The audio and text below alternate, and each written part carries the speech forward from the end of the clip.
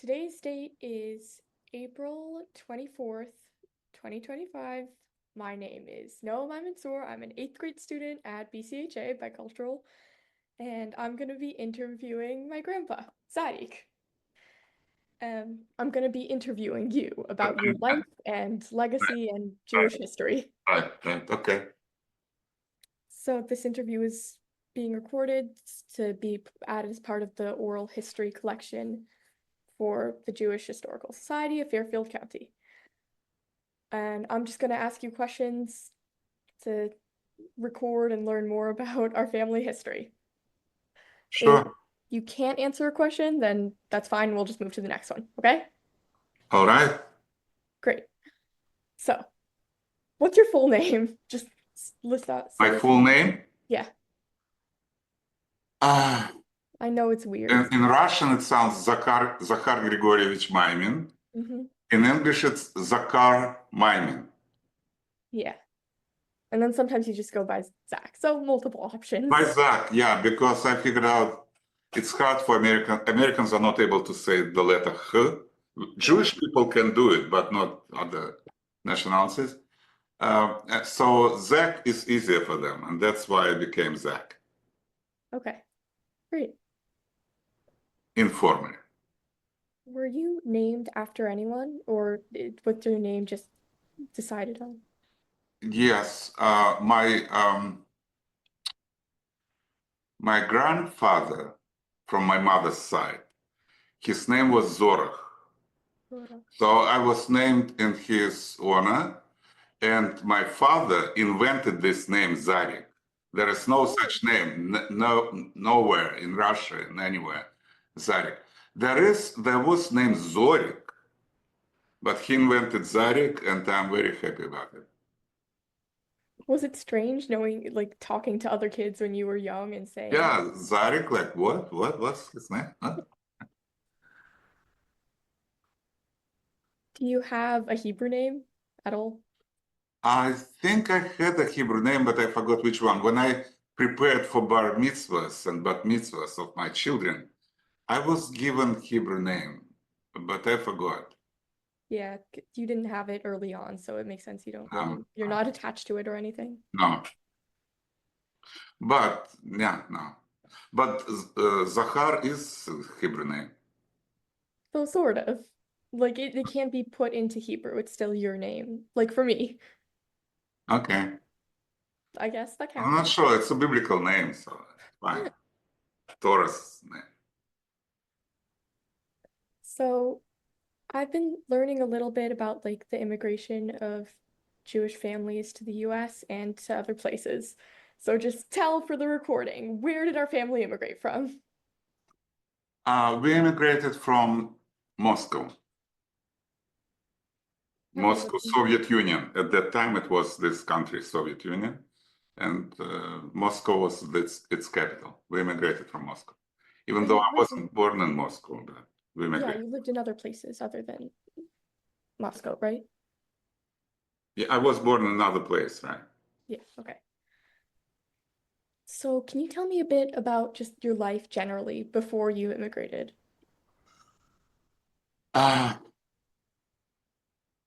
Should I start from where?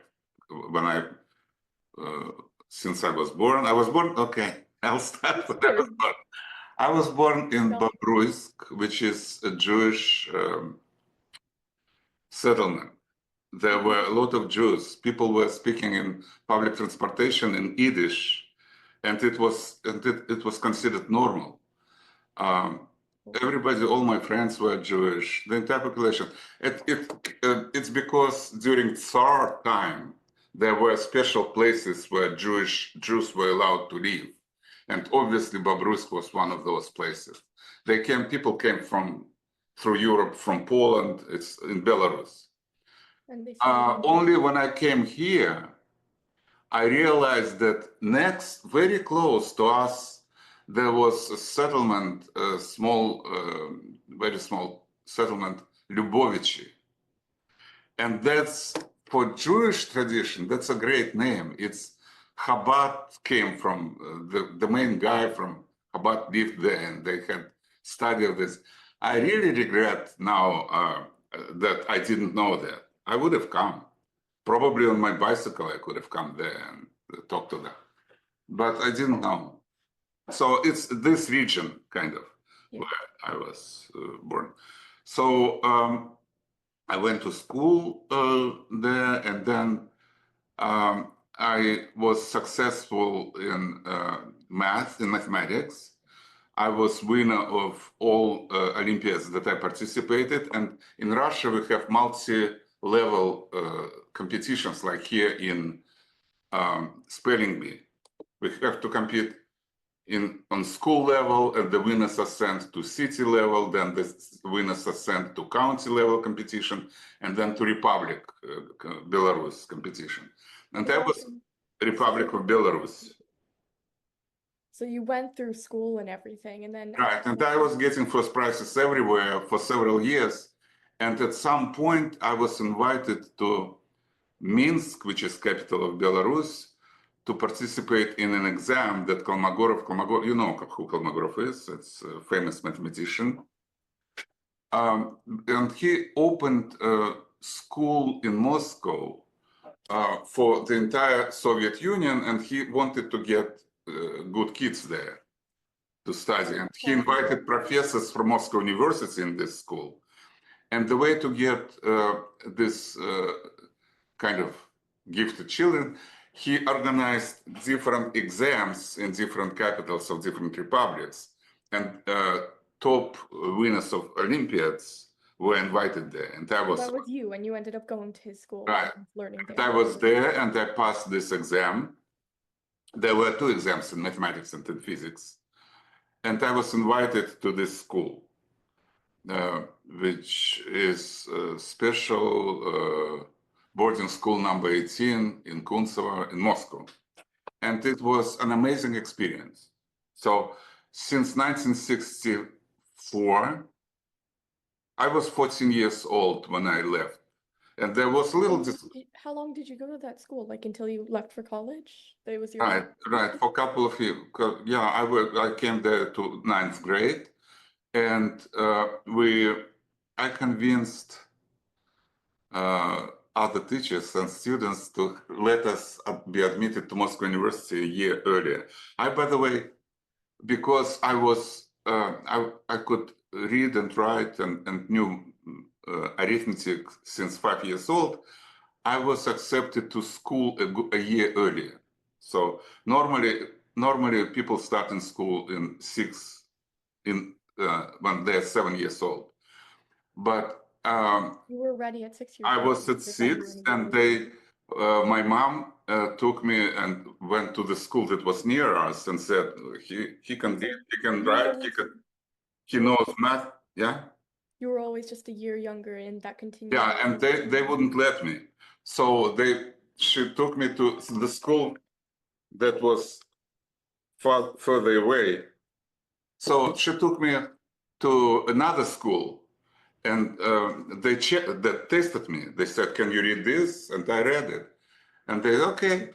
And the problem that I had to go about half a mile or a mile instead of just going to the next street to school number 4. I had to go to school number 10 for many years. And because sometimes I was late, I had to run.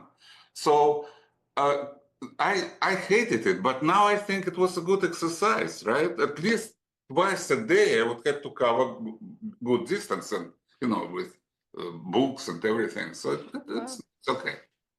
So where I am now in Moscow, and I am a year earlier. What I'm saying that they let us take exam into Moscow University a year before everybody was studying for 11 years, but we kind of after 10th grade.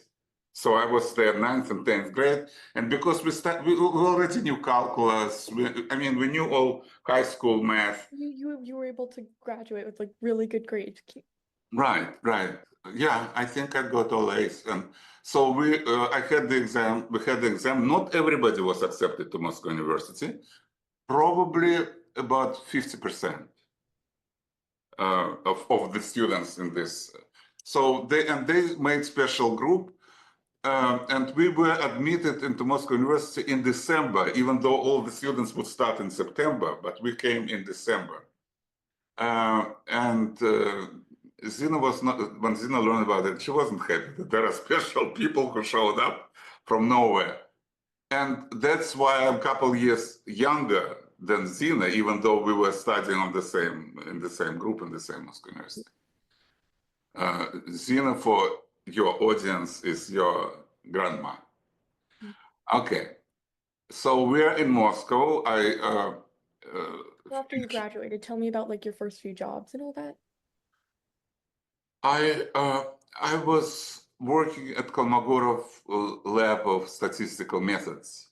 It was special laboratory that was created to address the needs of the entire university in statistics, and Kolmogorov was in charge of it.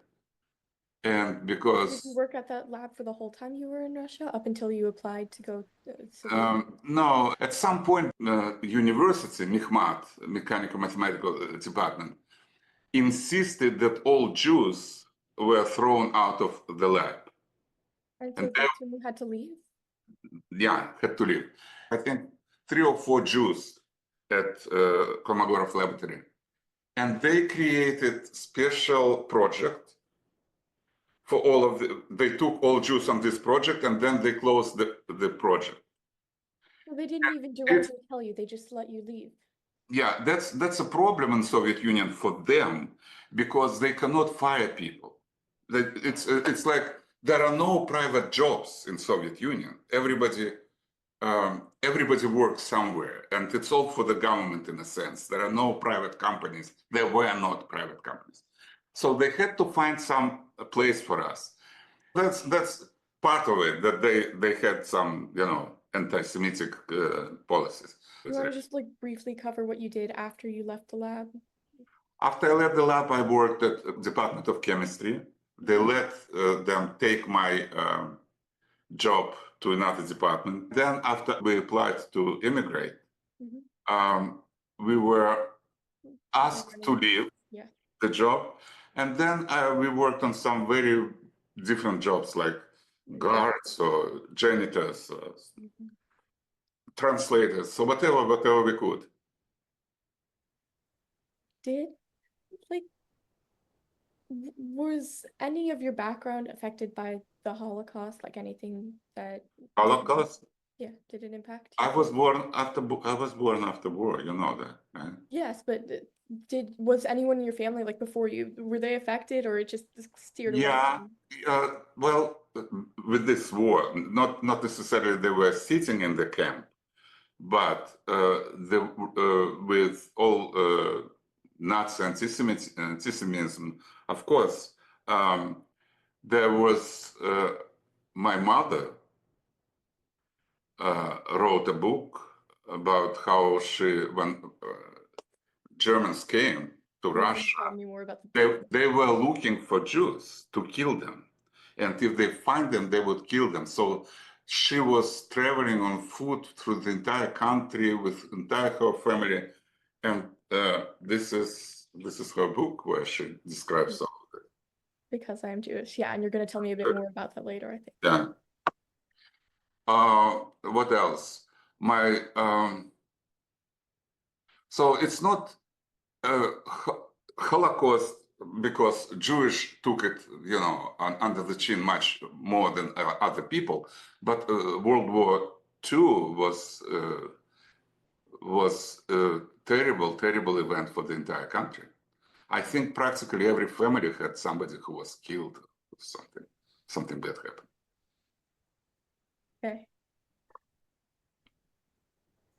So you didn't have any you didn't have a bar mitzvah at any point, right? Because No. Yeah.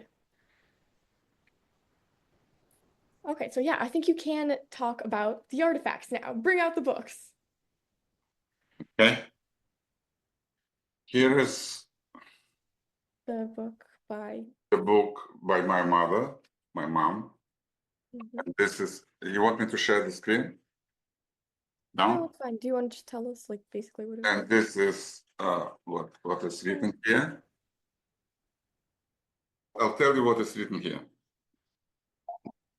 На память маленькому сыночку, to the memory of my little son, Zarek, from mom. I love everybody, I kiss everybody, and I wish everybody health. And then something that I don't understand and I cannot ask her anymore. It could be, I hope on you, or I'm glad for all of you. Maria Maymim, December 19, 2021.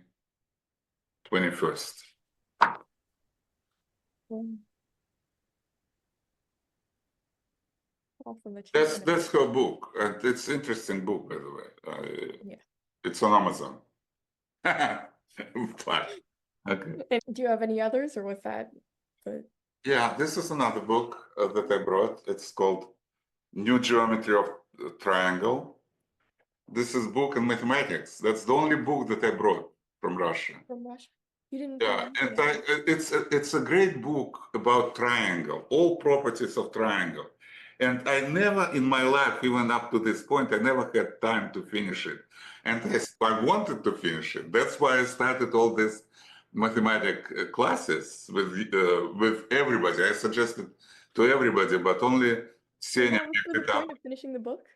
Yes, I wrote it, told my children that, you know, I want to read this book with you. And only Senia, I think Eric also was coming first couple of times. But then Senia suggested that you join. And with you, remember, we started with Cheva theorem. It's one of the theorems in these books. Well, that's where you got it from. That's where you Right, got and I wanted to go further, but it took us too long to get to the Cheva theorem, and I didn't cover. There are a lot of interesting stuff in this book. I wish, you know, it's not a book, I wish we have studied it. Maybe after the class we're doing right now, we could look at it. Yeah, well, yeah, it will take a year, I think, at least. Mm. All these subtle properties, what the distance between this point and this point and stuff like that. So this is an interesting one. Okay, so you told me that you grew up in like a Jewish town, right? Yeah. So did you have a synagogue there? Did you still celebrate the holidays and everything? I celebrate holidays, but we didn't have synagogue. And, you know, Soviet government was against all religions, but they left some kind of Christian religion. But synagogues were closed everywhere. When we came to Moscow, we went to synagogue. There was functioning synagogue in Moscow, but it was mainly for show, for foreigners.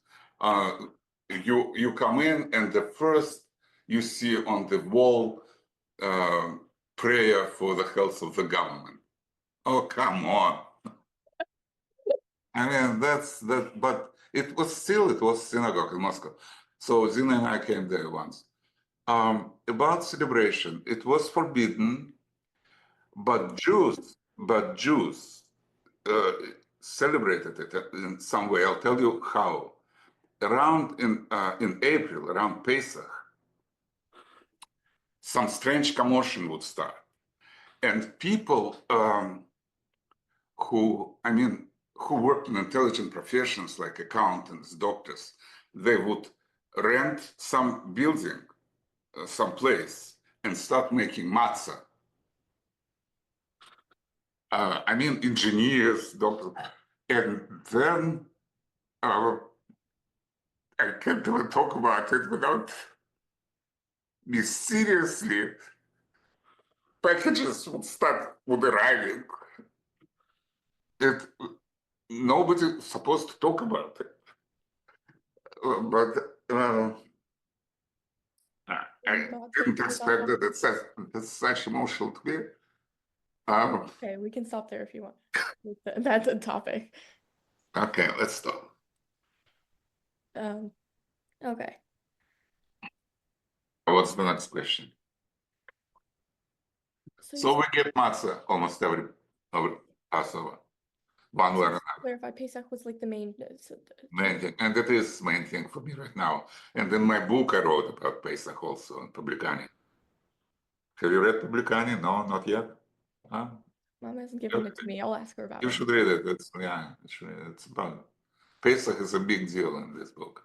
Okay. I will.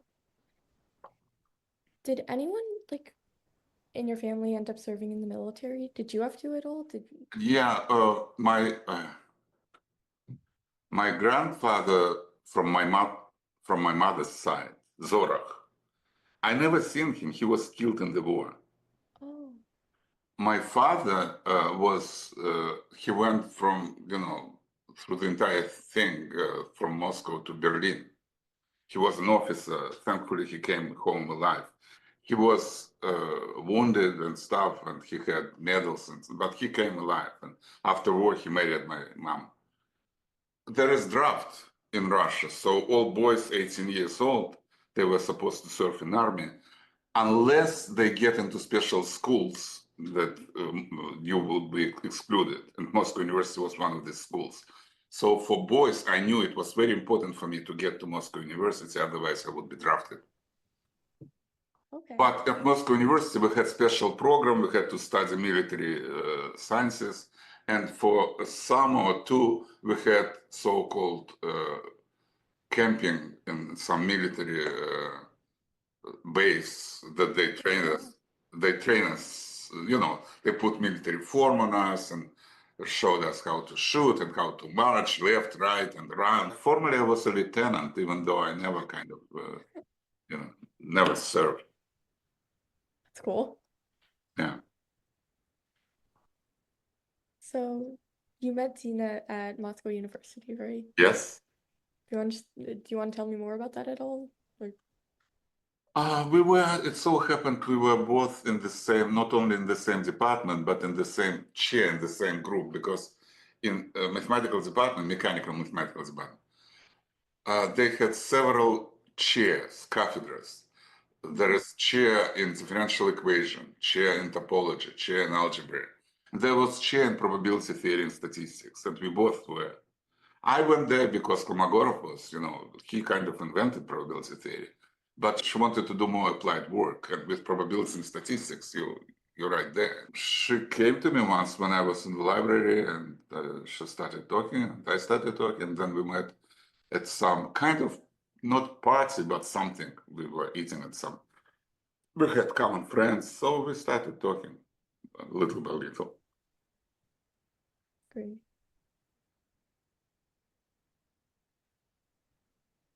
You want to tell me after you had Mama, how you made the decision to leave?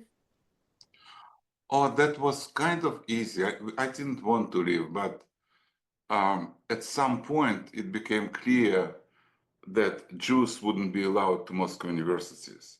And we had, at this time, we had two children, your mother and Philip. We wanted them to get good education. But they wouldn't be allowed to. Wouldn't be allowed. Jews wouldn't be allowed. Even when I was, it was hard. Always, it was hard for Jews. Something like, to some degree, like DI program here, not less degree, not even more stringent degree here. Jews could participate, but it's harder for Jews recent years to get into good schools, like, DI and stuff like that. That's what Trump is now fighting against. But it was possible. But at that time, there was problems with Israel, and it was practically impossible to get into Moscow universities. And that was the last drop. I couldn't get good job, of course. We couldn't get good jobs because we were Jewish. Some jobs, when I applied, they specifically would tell me, we cannot hire you because you're Jewish. And sometimes they ask suddenly, but what's your fifth paragraph? Fifth paragraph, nationality. that's and people would know fifth paragraph we cannot. So, but that was okay. We were surviving. We kind of we wouldn't leave, and I didn't want to leave Russia actually, but I didn't want to be obstacle to Philip and Senya not to get good education, and it was in this sense it was a good decision. As you know, they both went to Philip's Academy and then to Harvard. Mm-hmm. So it worked out all right. So, how'd you just go about getting out? We went first to Vienna. Mhm. Then people were separated in Vienna who wanted to go to Israel and who wanted to go to United States. I didn't want to go to Israel. And Why was that? Why didn't? why? Because Israel is a socialistic country, as it was and it still is, in my view. Okay. And I don't like it, and I don't like what's going on right now with what they do, how the Supreme Court behave, and stuff like that. And Okay. I knew that it is for many kind of signs it was socialistic country, and we were living socialistic countries. We are living already, so why should we go to socialist Okay. country? Yeah.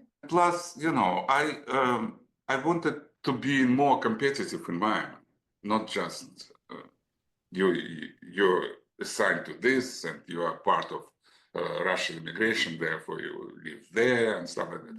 I didn't want this to happen. And in my opinion, Israel is to this day, that's the main problem in Israel. So we came to the United States.